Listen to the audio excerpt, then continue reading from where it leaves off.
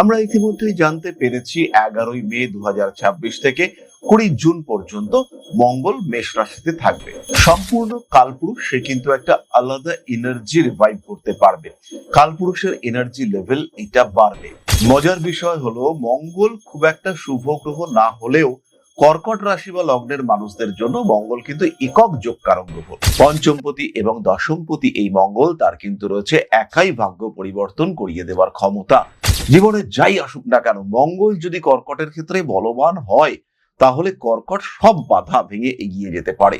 ফলে কর্কটের জন্য এই সময়টা অসাধারণ একটা সময়।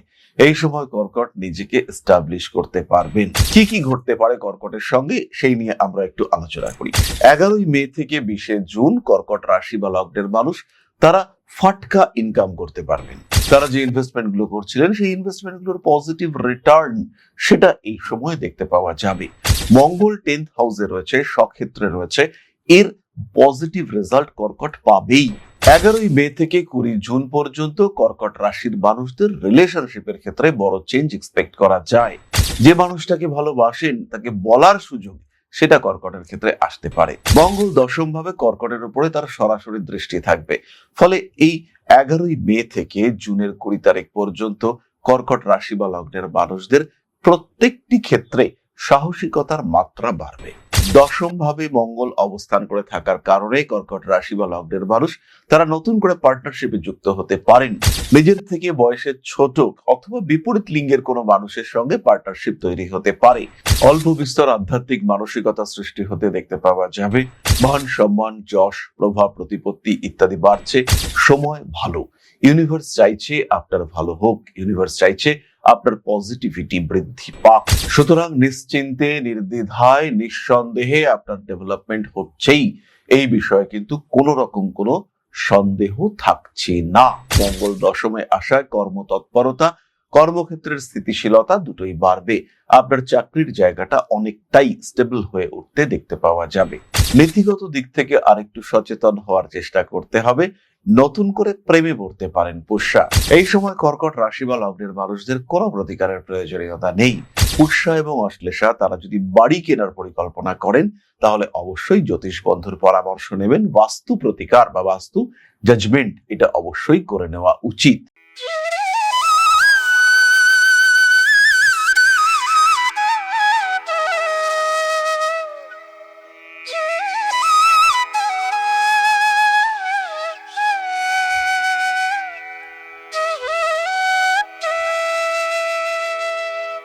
নমস্কার, ঋষিবাণী ইনস্টিটিউট অফ ভেদিক অ্যাস্ট্রোলজির পক্ষ থেকে স্বাগত জানাই আজকের জ্যোতিষ আলোচনায়। আমি শান্তনু আপনাদের সঙ্গে।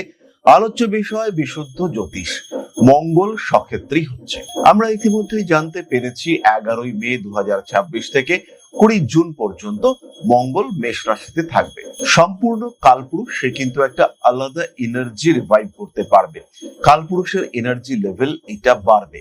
প্রত্যেকটি রাশি, প্রত্যেকটি লগ্নের মানুষ এর দ্বারা উপকৃত হবে। তাদের জীবনে পরিবর্তন আসবে, বাড়বে পজিটিভিটি। এই বিষয়ে অবশ্যই নিশ্চিন্ত, নিঃসন্দেহ থাকা যায়।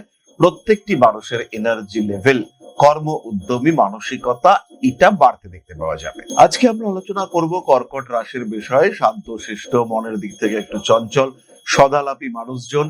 এই কর্কট রাশি বা লগ্নের মানুষজন যথেষ্ট রোমান্টিক। প্রেম, বিবাহ, ভালোবাসা এই সমস্ত বিষয়গুলো তাদের ক্ষেত্রে দেখতে পাওয়া যায়। এদের জন্য এই মঙ্গলের সঞ্চার কতটা পজিটিভিটি নিয়ে আসছে এটাই আমরা আজকে জানবার চেষ্টা করব। মজার বিষয় হলো, মঙ্গল খুব একটা শুভ গ্রহ না হলেও কর্কট রাশি বা লগ্নের মানুষদের জন্য মঙ্গল কিন্তু একক যোগ কারক গ্রহ। পঞ্চমপতি এবং দশমপতি এই মঙ্গল তার কিন্তু রয়েছে একাই ভাগ্য পরিবর্তন করিয়ে দেওয়ার ক্ষমতা। জীবনে যাই আসুক না কেন, মঙ্গল যদি কর্কটের ক্ষেত্রে বলবান হয় তাহলে কর্কট সব বাধা ভেঙে এগিয়ে যেতে পারে। জীবনের সমস্ত রকম অনিশ্চয়তা কাটিয়ে উঠে মঙ্গল খুব সহজেই নিজের ক্ষেত্রটিকে আরেকটু ডেভেলপ করিয়ে তুলতে পারে, নিজের জায়গাটাকে আরো বেটার করে তুলতে পারে। মঙ্গল যদি কর্কটের ক্ষেত্রে শুভ থাকে, ব্যবসার ক্ষেত্রে হোক, ক্রিয়েটিভিটির ক্ষেত্রে হোক, পড়াশুনোর ক্ষেত্রে হোক, কর্মক্ষেত্রে হোক, রিলেশনশিপের ক্ষেত্রে হোক, কর্কটের ক্ষেত্রে মঙ্গল ভালো থাকলে পরে তার আর কিন্তু বড় কোনো দুশ্চিন্তা নেই। আবার উল্টোটাও কার্যকরী। কর্কটের ক্ষেত্রে মঙ্গল যদি পীড়িত থাকে তাহলে তার দুর্ভাগ্যের শেষ নেই। কিন্তু এই মঙ্গল এখন সক্ষেত্রী এবং 10th হাউসে প্রবেশ করতে চলেছে। ফলে কর্কটের জন্য এই সময়টা অসাধারণ একটা সময়। এই সময় কর্কট নিজেকে এস্টাবলিশ করতে পারবেন। কি কি ঘটতে পারে কর্কটের সঙ্গে সেই নিয়ে আমরা একটু আলোচনা করি। প্রথমেই কর্কট রাশি বা লগ্নের মানুষদের ইমিউনিটি পাওয়ার বাড়বে। শরীরের যা কিছু রোগ ব্যাধি সেখান থেকে কর্কট নিজেকে মুক্ত করতে পারবেন। কর্কট রাশি বা লগ্নের মানুষ তারা যদি মনে করেন যে এবার আমরা একটু এক্সারসাইজ শুরু করব, শরীর চর্চা শুরু করব, এটা কর্কট এই সময় শুরু করতে পারবেন এবং ধরেও রাখতে পারবেন। 11ই মে থেকে 20শে জুন কর্কট রাশি বা লগ্নের মানুষ তারা ফাটকা ইনকাম করতে পারবেন। তারা যে ইনভেস্টমেন্ট গুলো করছিলেন সেই ইনভেস্টমেন্ট গুলোর পজিটিভ রিটার্ন সেটা এই সময় দেখতে পাওয়া যাবে। উচ্চশিক্ষার ক্ষেত্রে তীব্র উন্নতি রয়েছে। প্রফেশনাল এডুকেশন এটা কর্কটের ক্ষেত্রে আমরা দেখতে পাবো। কোনো একটা স্পেসিফিক কোর্স করবেন কর্কট রাশি বা লগ্নের মানুষরা এবং সেই কোর্সটার একটা বেশ পজিটিভ আউটপুট এটা আমরা কর্কটের থেকে দেখতে পাবো। এবং কর্কট রাশি বা লগ্নের মানুষদের চাকরি প্রাপ্তির সম্ভাবনা চরম বাড়তে দেখতে পাওয়া যাবে। যে কোনো ইন্টারভিউতে কর্কট সবার আগে সাকসেসফুল হবে। এই সময় যে কোনো রকম কম্পিটিশনে কর্কট কিন্তু জিতবে। কর্কটের এনার্জি লেভেলটাই আলাদা। মঙ্গল 10th হাউসে রয়েছে, স্বক্ষেত্রে রয়েছে, এর পজিটিভ রেজাল্ট কর্কট পাবেই। 11ই মে থেকে 20 জুন পর্যন্ত কর্কট রাশির মানুষদের রিলেশনশিপের ক্ষেত্রে বড় চেঞ্জ এক্সপেক্ট করা যায়। প্রশ্ন হলো কি ধরনের চেঞ্জ?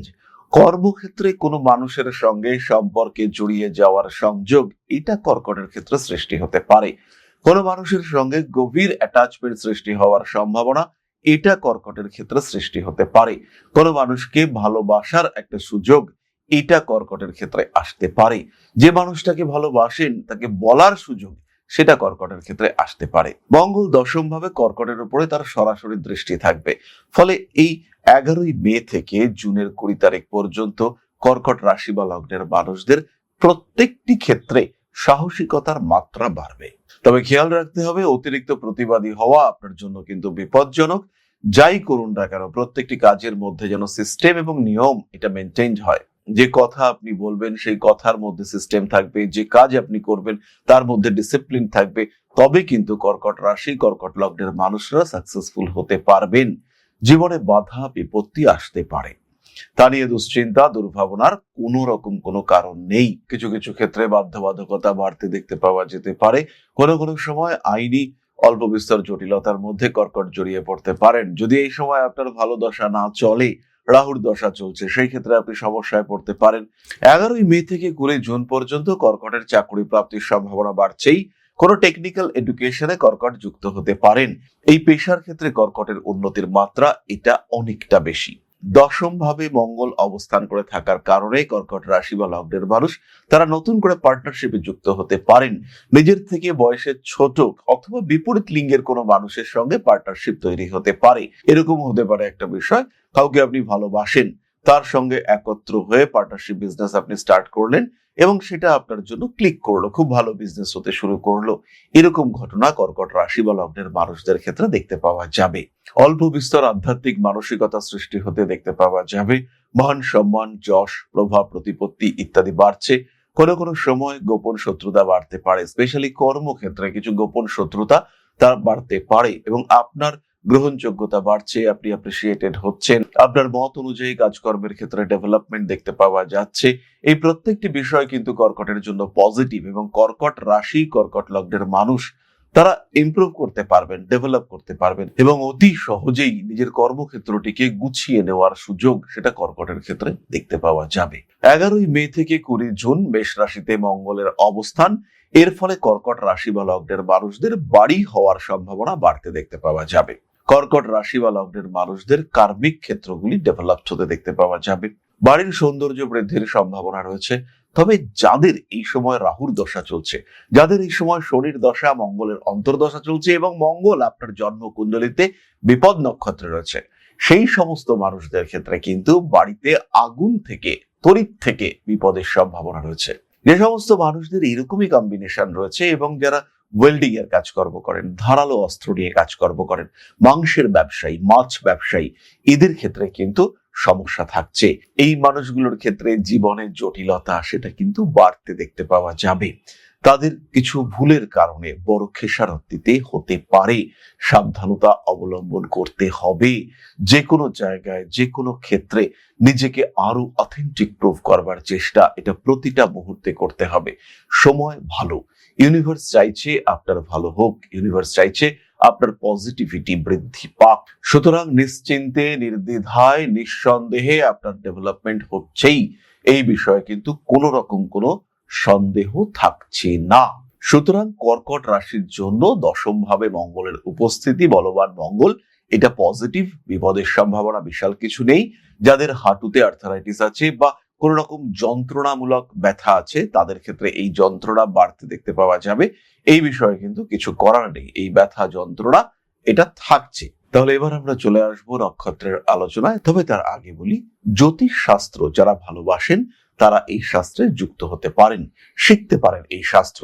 এই শাস্ত্রের অথেন্টিসিটি, এই শাস্ত্রের বাস্তবিকতা, এই শাস্ত্রের গ্রহণযোগ্যতা, এই নিয়ে কিন্তু কোনো প্রশ্ন নেই। ইউজিসি স্বীকৃত ইউনিভার্সিটিতে এই কোর্স করানো হয়। আমি নিজে ইগনু অর্থাৎ Indira Gandhi national open university থেকে অ্যাস্ট্রোলজিতে মাস্টার্স করেছি।